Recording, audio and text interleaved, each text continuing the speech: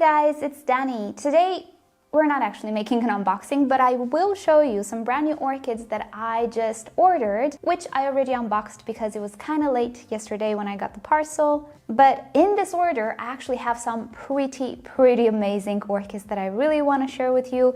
Might as well chill a little and look at some brand new orchids because I need de-stressing at the moment, and I think some of you are in the same situation. So since there's nowhere else to go, let it shower with orchids. All right, so let's just start with one of these orchids. First orchid, which is, it's stunning, isn't she? This, I've never seen before. This is Lockharthia oerstedii. Okay, this is a handwritten tag. I'm gonna research and put the proper name in a tag below the screen because I have a feeling I mispronounced that or I misread it. Take a look at this beautiful, gorgeous orchid. Bonus, it's in bloom. I cannot believe it's an orchid. It looks, you know what it looks like? An Paphiopedilum. Well, this orchid doesn't really look like that particular one flower-wise, but I do believe the little stems. Now that I think about it, it should be a sympodial. I don't think it's a monopodial. I don't know if they're pseudobulbs or stems. I think they're stems. So each stem looks a little bit like an epiphyllum cactus, doesn't it? This is such a good plant for decorative purposes because not only does it look decorative when it's not in bloom, but it also actually produces really interesting blooms. I will be sure to give you close-ups. When I saw the picture in the listing, I went mental. I had to have this orchid. I've never seen this type of orchid. I'm so happy I found it. And judging by the looks of it, I see it actually can produce some sort of keikis, and I think it's really easy to propagate. I do see quite a lot of keikis or new growths on the existing stems. So I guess all we need to do is just remove one of these keikis and pot it separately, and there you have it, brand new plant. It's like taking cuttings. So definitely I'm gonna try to propagate this orchid, take some cuttings, pot them separately, see if they take, because it looks to me like a very easy to propagate plant, and when it gets larger and more bushy, I think it's gonna look amazing. I love this orchid, so happy I found it, and I do think I have quite a few more buds on the way. Isn't she pretty? Let me know what you think down below. Would you grow this one as like a regular house plant? If you didn't know it was an orchid, would you actually buy something like this? I think I would, actually. It's so interesting. Next up, something much closer to home. This is a Paphiopedilum venustum, which I've always wanted, but I never found a listing for it. The venustum is a Paphiopedilum I saw many years ago in one of Brad's videos. It has a really nice veiny type of flower. It also has some beautiful coloration on the flower, and not to mention, the orchid herself is very decorative. Paphiopedilum orchids generally are super nice as houseplants, especially the mottled-leaved ones. But with this one, I kind of chose it for the flower, not gonna lie, I think it's absolutely stunning. But now that I see the leaves as well, they're absolutely beautiful as well. And I do have in my collection quite a few mottled-leaved paphs. This one looks like none of the other slipper orchids that I have. And finally, I found a good listing. Continuing with some very decorative orchids. Can you guess what this is without looking at the tag? This is a Bulbophyllum. Okay. The tag is not complete. It just says Sess, but I know it has a different name, so just look at the tags that I will insert in the videos. Yeah, it's a Bulbophyllum. Oh my goodness, isn't he decorative, even without blooms? Now with blooms, it's even better because I've seen some pictures that the flowers can be slightly orange, which is my preference, and I hope this guy looks like that. I do see some pictures with the flowers looking quite yellow as well. So either way, they're pretty, but honestly, I really liked how the foliage and the pattern of growth looks like. Because you wouldn't say when you'd see this that it's a Bulbophyllum, or an orchid for that matter. So yeah, I just couldn't say no, I couldn't pass it because it's just such a beautiful plant altogether.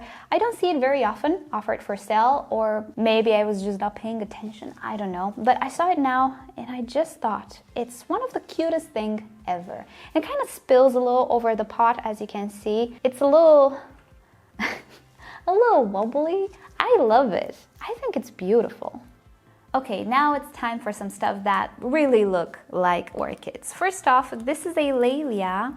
Oh, I always wanted this one. It's a cinnabarina crossed with harpophylla. I think I have the harpophylla. I wanted the cinnabarina because it appears to be one of the grandparents of many Cattleya, not seedlings, hybrids nowadays.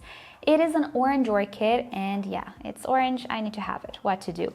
And it also arrived with a little flower that didn't really fare so well on transport. This always happens. Flowers are not really the most resilient parts of an orchid. Luckily, they're not vital, so no one cares about flowers, to be honest. Well, except us, but we can always make the orchids rebloom. So it's a really nice medium-sized, I would say, Cattleya type. I don't really know if these guys were reclassified as Cattleyas nowadays. They kind of mixed in the Sophronides, the Laelias, all sorts of other Cattleya-related genera. They mixed them all in the Cattleya genus. I'm gonna put it in a tag just for those of you who are interested, but for me, you'd think that restricting names is a good idea, but reclassification not only created confusion, but it also forced us to actually remember more names than before. And I'll give you an example. So far, when you'd say Sophronides, you would immediately go with your thoughts to the tiny Cattleyas, maybe orange-red Cattleyas. You would not think of the Dowiana when you would say Sophronides. You would think the opposite. Well, nowadays, if you want to refer to the Sophronides, you need to say Cattleya coccinea, Cattleya cernua, Cattleya brevi, blah blah, something. So if you want to refer to the miniature Cattleyas nowadays, you have to know all 5 of them, or however many they are. You cannot just say Sophronides and everybody gets the point. No, you have to remember 5 names. Which, isn't it paradoxical? Yes. And for my ease of conversation, there's never gonna be a Cattleya coccinea. It's gonna be Sophronides coccinea, and I'm just gonna put the new classification in a little badge for those of you who are really into the new classifications, and I'm gonna stick to the old names. Okay. So this has been the Laelia cinnabarina, and also a little rant on the reclassification. Next up, another Cattleya, because that's how we roll. This is Cattleya loddigesii. Now, I purchased this one because last summer I had a beautiful loddigesii hybrid blooming, blew my mind, a color that I did not expect to like so much, I liked, and the loddigesii actually looks very similar to that hybrid. However, the loddigesii might actually be one of the parents of the Princess Jackie, or even a variety of the Princess Jackie, the Alba variety. And as I was saying in a previous video, I want to get all of these orchids which I think are related to the Princess Jackie, in the hopes that I can find one which smells similar or identical, so I can recommend it to you. So next on the list is the Cattleya loddigesii. Last year I had the Harrisoniana blooming, and no, it has nothing to do with the Princess Jackie. I mean, even if it's a parent, it didn't really transfer too many traits in my opinion. Now it's the time for the loddigesii, so that's why I purchased it. It's not the Alba variety, but it's okay. I'm just very curious to see the fragrance because it's hybrid. Didn't really smell like the Princess Jackie. I don't remember it having much of a fragrance, to be honest. So being that it's a hybrid, I cannot really draw a conclusion, but I absolutely want to see if the loddigesii smells in any way intriguing. Next up, you'll never guess who this is. This is an orchid that actually I had a division of 4 years ago. I kind of always wanted to get it, but I kind of didn't. I don't know. And recently one of you guys actually asked me about it. Well, I finally got it. This is the Cattleya Golf Green Hairy Pig. Yeah, that's the name of it. It's a Rhyncostylis Dickbiana hybrid, and it borrowed that fringy lip type of a trait, which is super awesome. And I waited so long to purchase it because I already have the Dickbiana, which is actually doing really great. I don't know if it's gonna bloom this year, but she grew a really tall growth. So I wasn't necessarily in a hurry, but then I found this one that looks super good. It has 3 directions of growth, looks very healthy, the price was decent, so I thought, why not? 'Tis the time, am I right? Because I don't know when I'm gonna purchase it, if not now. It's a little overgrown, so she needs a repot really badly, but I'm very happy with it. Next up, here we have 2 little Vandas. This is the Vanda limbata, which I was almost about to buy a few years ago when this particular seller actually had auctions. And I just hate auctions. They give me such an anxious feeling. Ugh, I don't like them. So I tried to buy it at an auction then, and of course, I lost it. I'm not good at it. Nowadays, though, he has buy it now. So I have a second chance with this orchid that I wanted to buy a few years ago, and I jumped at the opportunity. Quite a few years ahead of me, waiting around for it to mature, but that's okay. I'm getting distracted by other things. And this is Vanda ustii. Oh gosh, I don't remember the flower. Oh, I think I remember it. It's a really, really interesting wild, let's say, looking like flower, which is not very correct of me to say. I find any shape that is not that beautiful Sanderiana round shape to be just wild, just how I see it. But yeah, this is one of those, and I think the color is a little yellow, and I just like Vandas. I really, really do. I don't like the fact that they take up so much space, but what to do? Other than that, I love them. I really, really love Vandas, and they love my climate because it's very hot.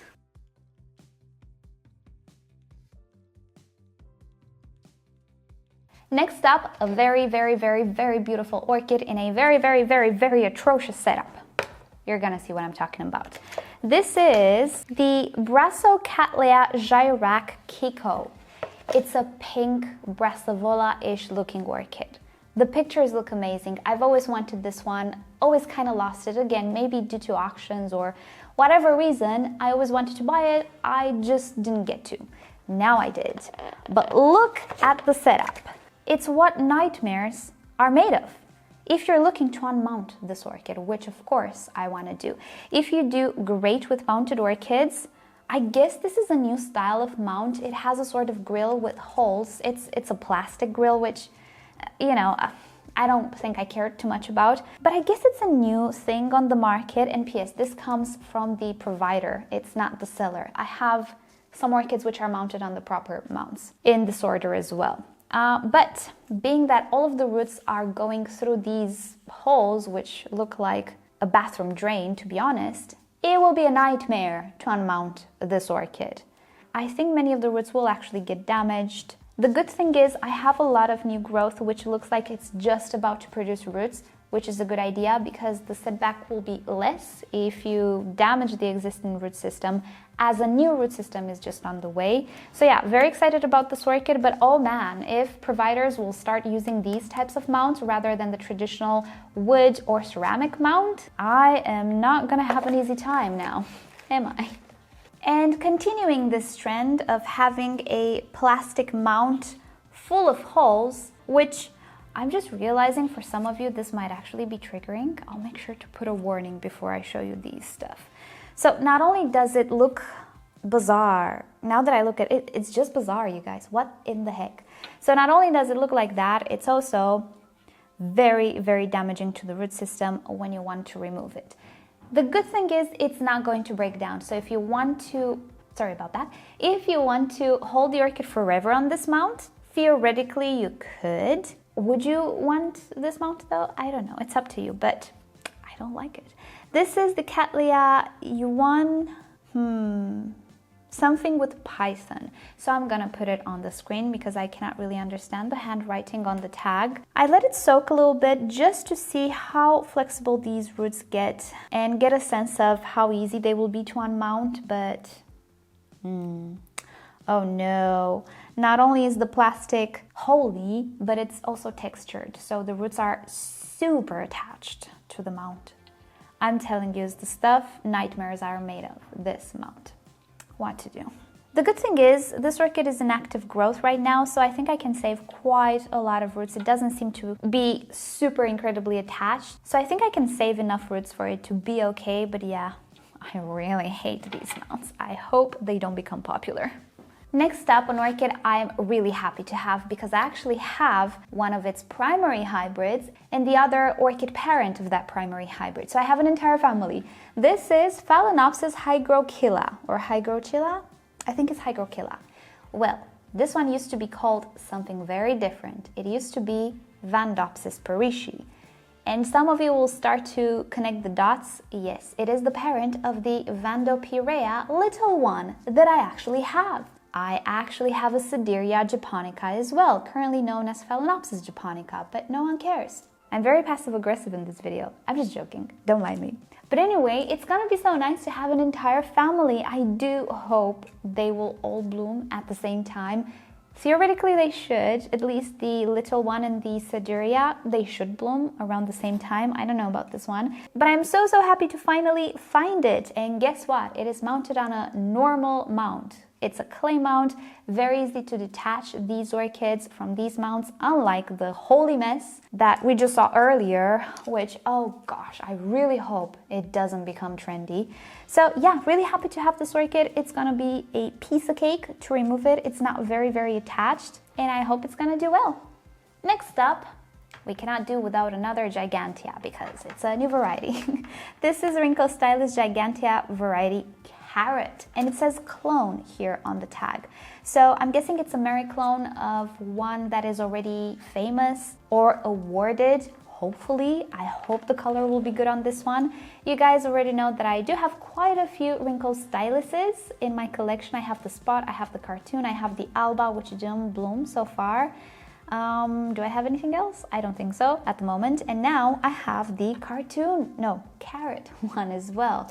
There's another peachy colored one which looks pretty similar to this one, but it has less orange from what I gather from the pictures. Hopefully it's what it's supposed to be because the orchid looks really nice. It's very vigorous. Again, easy to unmount from this basket. What I do is get my garden shear, the one that looks rusty and very bad. It's perfect because I don't care if I'm gonna make it even worse. So what I do is go very carefully among the roots and cut pieces from the plastic basket and carefully detach them from the roots. It typically works great. I don't have issues. The only thing is, if ever attempting this, you need to wear protective goggles because these pieces just jump everywhere. You don't have any control necessarily over the pruners. When you're gonna cut, but you don't know where everything will fly. So that's the only drawback. So if you get any ideas, please do try to keep safe. And always remember, just because somebody on the internet does something, doesn't mean you should do it too. So just a little disclaimer there. But yeah, this will be very easy to pot. I'm gonna put it in a clay pot together with her other Rhyncostylis cousins. And I cannot wait to see the little flowers. Imagine an orange gigantea. How lovely would that be? I think I want a fully pink one as well, just for the funsies. Why not? I like pink. I want to have all the giganteas in the world at this point. Now, the next two orchids I cannot really show you at the table because they don't fit. The two stars of this haul are two specimen orchids. First off, this is Dendrobium pierardii, also known as the Paphiopedilum or cucullatum. It actually goes under many different names, and I gave you a little spoiler in my orchid garden unboxing that I have a really big one on the way. Well, it's this one. And, well, the orchid is very tall. And P.S. this is my temporary shelf thing. I know I have some succulents there and they need more light, which they will receive soon. But yeah, oh my goodness, look at this orchid. This is a super good opportunity to film how to deal with a specimen-sized orchid because as you can see, there is no more medium in the pot. Everything just fell away somewhere. And I don't really know how long this orchid has been without a medium, but it's looking very good.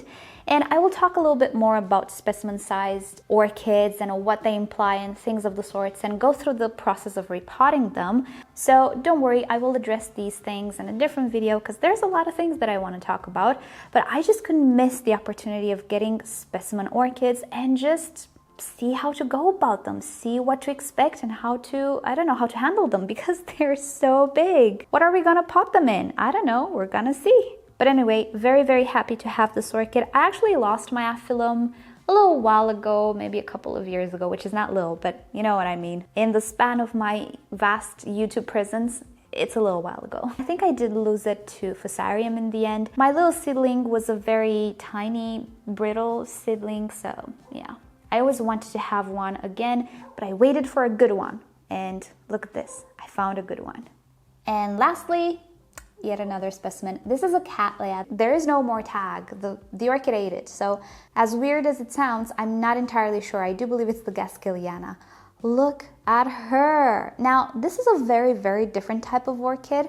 and the experience with this one will be slightly different, as you will see in the video dedicated to these two beautiful specimens. Now, he had other specimens for sale, but these guys were a lot more expensive than the typical orchids. They were up to 50–60 euros, which is a lot for an orchid.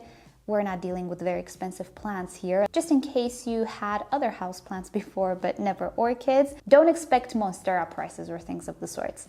But still, they are very expensive in comparison to normal orchids. And when you go for specimens, you need to think about the space you have, you need to think about the maintenance and also the price. So from all of these specimens he had for sale, I chose the ones that I believe will make the most interesting videos, and of course the ones that I wanted the most. If it were up to me, I would have all the specimens in the world in my living room, but I don't have a big enough living room. So for now, I think these two orchids will make for such a nice video, hopefully. For now, they're just gonna have to sit in this little bucket of sorts, but I'm super excited about them. Alrighty, so that's about it for this little haul. It's obviously the last haul of the year because the year is ending, thankfully. I cannot wait for next year, which, yeah, I know it's a little silly. It doesn't actually get reset. But I think we kind of psychologically feel like we're starting fresh, like it's a new chapter, you know? So at least psychologically, I think it's gonna feel like a new beginning. So yeah, I just cannot wait for this year to be over and for everything to be over, because I myself as well, I think I'm reaching my limit. It's just so hard to pretend that everything is okay when it's actually not. And I don't think everybody is okay right now. And yeah, I'm in the same bucket, but I try with my videos to at least give a little window of disconnection and just offer something else to think about. It's not that I'm ignoring the situation. It's getting really hard to ignore, to be fully honest with you. I'm at my limit at this moment. Everybody knows somebody. I have cases in my family. Everybody does. It's not fun. It's scary. But we gotta stay strong and be hopeful and stay safe as much as possible. So I hope you guys are safe. And don't worry, we're still gonna have videos until the end of the year, but it kind of just feels like, you know, the year is ending, or I want it to end. For some reason, I want to completely forget about this year. So the fact that I'm making my last haul of this year kind of helps me. Does it make sense? I don't know. But yeah, hope you guys enjoyed today's video. I will of course keep you up to date with all of these orchids. I do actually like to film as much as possible my orchids the moment that I get them, because I like to make the then and now videos, which I posted recently. It's so great to see how an orchid evolves over time, because it gives you hope. And even though some orchids don't really do so well, the vast majority of orchids actually do well, which is fantastic. And these types of videos, I feel like they're very positive and they inspire hope, right? So I will continue to do them, and I will use these whole videos just to take a look back and see how these orchids used to look like and how they evolve in time. All right, so with that said, thank you again for watching. I hope you have a good time. Don't forget to check the description for our fundraiser for Doctors Without Borders if you missed it, if you're new. And with that said, hope you have a great day. Subscribe to my channel for more orchid videos, tutorials, experiments, updates, and other fun orchid subjects. If you wish to support the channel, do consider becoming a member or visit the merch store linked down below in the description. You can also follow me on Instagram and Facebook. It's always nice to stay in touch there as well. And I'll see you next time. Bye!